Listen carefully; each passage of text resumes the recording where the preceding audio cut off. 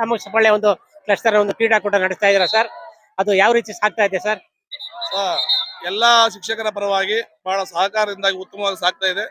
ಎಲ್ಲಾ ದೈಹಿಕ ಸಹಕಾರ ಚೆನ್ನಾಗಿದೆ. ಮಕ್ಕಳು ಸಹ ಅದೇ ರೀತಿಯ ಸಹಕಾರದಿಂದಾಗಿ ಕ್ರೀಡಾಕೂಟ ಚೆನ್ನಾಗಿ ನಡೀತಿದೆ ಸರ್. ಸರ್ ಇದ್ರ ಇವಾಗ 14 ವರ್ಷ ಒಳಗಡೆ ಮತ್ತೆ 17 ವರ್ಷ ಒಳಗಡೆ ಅವ್ರಿಗೆ ನಡೆಸ್ತಾ ಇದ್ದೀರಾ. ಇವಾಗ 14 ವರ್ಷ ಒಳಗಡೆ ಅವ್ರದ್ದು ಎಲ್ಲಿ ಗಂಟೆ ಬಂತು ಸರ್ ಮ್ಯಾಚ್ಗಳು? ಸರ್ 14 ವರ್ಷ ಒಳಗೆ ಮ್ಯಾಚ್ಗಳು ಸ್ವಲ್ಪ ಮಾಡಿದ್ದು. ಈಗ ನಮ್ದು ಕೋರ್ಟ್ ಸ್ಟೇ ಆಗಿರೋದ್ರಿಂದ ಕೆಲವು ತಂಡಗಳನ್ನ ನಿಲ್ಲಿಸಿದ್ವಿ.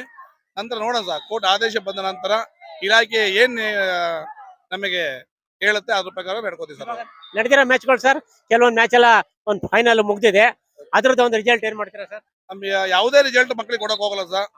ಇಲಾಖೆ ಯಾವ ಸೂಚನೆ ಕೊಡುತ್ತೆ ಆ ಸೂಚನೆ ನಂತರ ನಾವು ಮಕ್ಕಳಿಗೆ ರಿಸಲ್ಟ್ ಕೊಡ್ಲಿಕ್ಕೆ ಇಷ್ಟಪಡ್ತೀವಿ ಸರ್. ಎಷ್ಟು ದಿನ ನಡೀತದ ಸರ್? ಸರ್ ಇನ್ನು 3 ದಿವಸ ಮಾಡ್ಬೇಕು ಅಂತ ಮಾಡಿದ್ದು.